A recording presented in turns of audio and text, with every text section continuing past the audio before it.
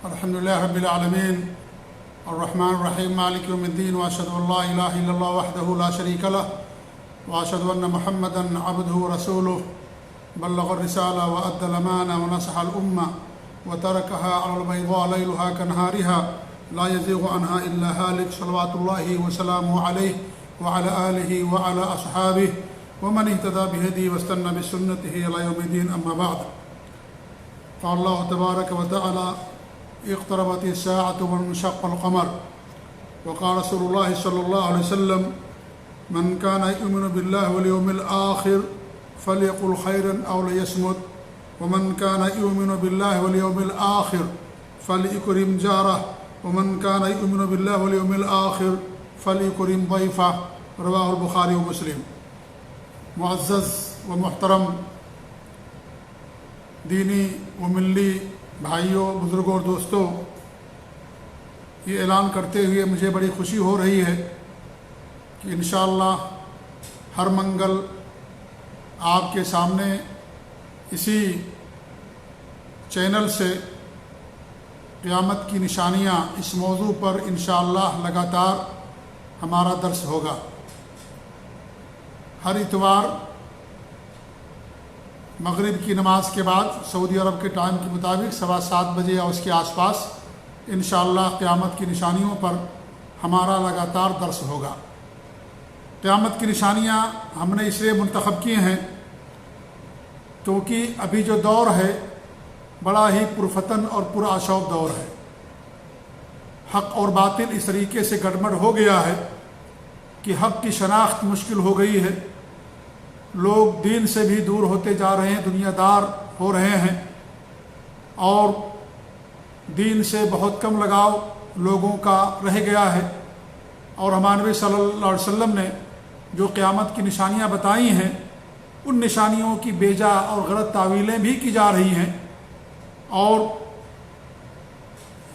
کچھ تو انکار بھی کیا جاتا ہے، اور کچھ جو نشانیاں ہیں ان کی کتاب و سنت سے سلف صالحین کے منہج اور ان کے فہم سے ہٹ کر کے اس کی غلط تعویل کی جا رہی ہے. اور حیرت تو اس بات پر ہے کہ یہ ساری چیزیں جو کی جاتی ہیں وہ سب کتاب و سنت کے نام پر اور اس دعوے کے ساتھ کہ ہم جو باتیں کہتے ہیں وہ کتاب و سنت کے عین موافق ہیں. ایسے بھی لوگ ہیں کہ دعویٰ کر چکے ہیں کہ مسیح موعود عیسیٰ علیہ السلام کا نزول ہو چکا ہے، اور اس طریقے سے لوگ اندازے سے بتا رہے ہیں کہ قیامت کب قائم ہوگی، اور من گڑھت اور عجیب و غریب روایتیں پیش کرتے ہیں، اور اس طریقے سے اور بھی نہ جانے کیا کیا لوگوں کا دعویٰ ہے. کچھ تو مہدی کا دعویٰ کر بیٹھے ہیں کہ مہدی ہم ہیں، اور یہ پیش گوئی ثابت ہو گئی ہے اور میں مہدی ہوں، میرے اوپر آ کر کے بیعت کیجئے. ایسے لوگ پیدا ہوئے ہیں. تو یہ ساری باتیں جو کی جا رہی ہیں یہ ظاہر بات ہے یہ کتاب و سنت کے خلاف ہے اور سلف صالحین کے فہم کے خلاف ہے. اس لیے ضرورت اس بات کی تھی کہ جو قیامت کی نشانیاں ہیں ان کے بارے میں صحیح موقف کیا ہے اور اس کے بارے میں صحیح باتیں کیا ہیں، کتاب و سنت اور سلف صالحین کے فہم کے مطابق انشاءاللہ ہم آپ کے سامنے پیش کرنے کی کوشش کریں گے. مقصد ہمارا دو ہے. پہلا مقصد یہ ہے، دو بنیادی مقصد، کہ ہمیں قیامت کے تعلق سے مکمل علم ہو جائے، صحیح علم ہمارے پاس ہو کہ نشانیاں کیا ہیں، نشانیوں کا مفہوم کیا ہے، چھوٹی نشانیاں کیا ہیں، بڑی نشانیاں کیا ہیں. یہ ساری باتیں انشاءاللہ آپ کے سامنے تفصیل کے ساتھ آئیں گی. تو ہمارے علم میں ایک اضافہ ہوگا، دین کی بات ہمیں معلوم ہوگی، کیونکہ قیامت کی نشانی، قیامت یہ دین اسلام کے اہم ارکان میں سے ایک اہم رکن ہے. اس کے بغیر انسان مومن نہیں ہو سکتا جب تک کہ اس کا قیامت پر ایمان نہ ہو. لہذا جب قیامت پر ایمان ہے تو اس کا علم حاصل کرنا بھی ہمارے لیے ضروری ہے، معرفت ہونی چاہیے ہمارے پاس. ایک تو بنیادی بات یہ ہے، اس کے لیے ہم نے یہ دورے کا یا اس درس کا آغاز کیا ہے. اور دوسرا جو اہم ترین مقصد ہے وہ یہ ہے کہ ہم قیامت کی تیاری کریں. ہمارا علم صرف نظریات کی حد تک نہ رہ جائے بلکہ ہم اس پر عمل کرنے کی کوشش کریں اور اپنی آخرت کو سنواریں، قیامت کو صحیح کریں. یعنی قیامت کے بعد کے جو آنے والے مراحل ہیں ان مراحل کی تیاری ہم کریں اور اس طریقے سے اللہ تعالیٰ کے عذاب اور عقاب سے اپنے آپ کو بچا سکیں. یہ اصل مقصد ہے. ورنہ قیامت تو آئے گی ہی، چاہے کسی کا ایمان ہو نہ ایمان ہو. کفار کا ایمان نہیں ہے قیامت قائم ہونے پر، تو کیا قیامت نہیں قائم ہوگی؟ بلا شبہ قیامت قائم ہوگی. اللہ رب العالمین نے قرآن کریم کے اندر بیان فرمایا ہے، نبی کی حدیثیں ہیں، اس پر اجماع ہے، اور ایمان کے اور دین اسلام کے اہم ارکان میں سے ہے یہ. کسی کا ایمان نہیں ہوگا جب تک کہ وہ قیامت کی نشانیوں پر یا قیامت پر اس کا ایمان نہ ہو. تو اگر کوئی انکار کر بیٹھے قیامت کا کہ قیامت نہیں قائم ہوگی یا دوبارہ زندہ ہم کو نہیں اٹھایا جائے گا، تو کیا اس کے انکار کر دینے سے قیامت نہیں آئے گی؟ یقیناً بلا شبہ قیامت آئے گی. مکہ کے مشرکین کا انکار تھا، وہ بعث بعد الموت کے منکر تھے. اللہ پر تھا ہی ان کا ایمان، اللہ کو مانتے تھے، اللہ پر ان کا ایمان تھا، اللہ کو رازق اور دینے والا اور سننے والا، اولاد دینے والا، خالق اور مالک اللہ تعالیٰ کو مانتے تھے، لیکن یوم آخرت پر ان کا ایمان نہیں تھا. بعث بعد الموت کے منکر تھے، نہیں مانتے تھے کہ دوبارہ زندہ لوگوں کو اٹھایا جائے گا. ہمارے نبی صلی اللہ علیہ وسلم کے پاس بوسیدہ ہڈیاں لے کر کے آتے تھے اور کہتے تھے کہ کیا اس کے اندر دوبارہ روح پھونکی جائے گی؟ اللہ رب العالمین نے قرآن کریم کے اندر کتنی آیتیں اس کے تعلق سے اتاری ہیں، بلکہ کوئی صورت ایسی نہیں ہوگی جس کے اندر قیامت کا ذکر نہ ہو، جنت کا ذکر نہ ہو، جہنم کا ذکر نہ ہو، اور اس طریقے سے نیک بدلے کا ذکر نہ ہو، سزا اور جزا کا ذکر نہ ہو. کوئی ایسی صورت آپ کو نہیں ملے گی قرآن مقدس کے اندر عام طور پر جس میں قیامت کی طرف یا جنت اور جہنم کی طرف یا سزا اور جزا کی طرف اور حساب کی طرف اشارہ نہ کیا گیا ہو یا صراحت کے ساتھ نہ بیان کیا گیا. قرآن کریم میں اللہ رب العالمین نے کتنی باتیں بیان کی ہیں کہ اللہ رب العالمین کس طریقے دوبارہ لوگوں کو زندہ کرے گا. اللہ نے فرمایا جب پہلی بار زندہ کرنا، پہلی بار پیدا کرنا اللہ کے لیے کوئی مشکل نہیں تھا، دوبارہ پیدا کرنا کیسے مشکل ہوگا. اس طریقے سے انسانوں سے بڑی بڑی مخلوقات اللہ نے پیدا کی ہیں. آسمانوں کو اللہ نے پیدا کیا، پہاڑوں کو پیدا کیا، سمندروں کو پیدا کیا، اور سب سے بڑی مخلوق اللہ رب العالمین کی عرش ہے، اللہ نے اسے پیدا کیا. تو یہ ساری بڑی بڑی مخلوقات ہیں. جب اللہ ان کو پیدا کیا تو انسان کو دوبارہ پیدا کرنا کیسے مشکل ہوگا؟ پہلی بار کوئی چیز بنانا مشکل، لیکن دوبارہ بنانا آسان ہوتا ہے انسان کے لیے. لیکن اللہ رب العالمین نے پہلی بار بھی بغیر کسی مثال کے انسانوں کو پیدا کیا، آسمان و زمینوں کو پیدا کیا. اس طریقے سے اللہ رب العالمین نے اور بھی باتیں بیان کی قرآن مقدس کے اندر.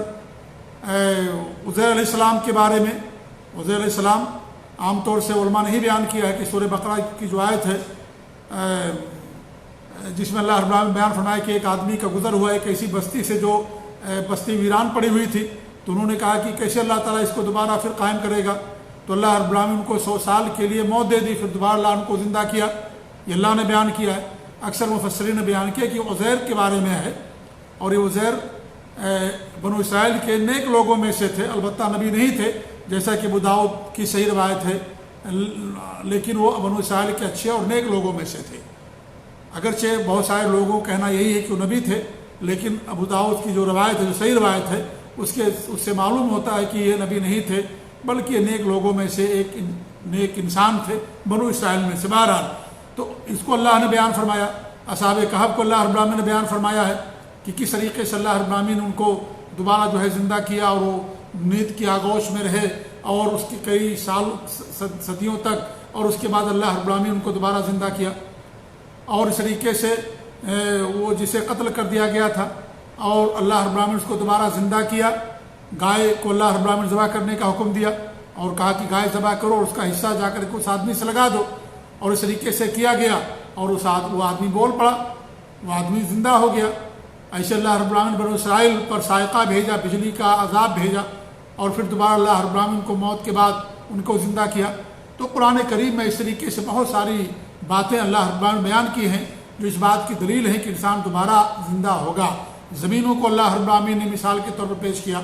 زمین مردہ رہتی ہے، بارش ہوتی ہے، ہری بھری ہو جاتی ہے، اور اس میں پودے اگنے لگتے ہیں.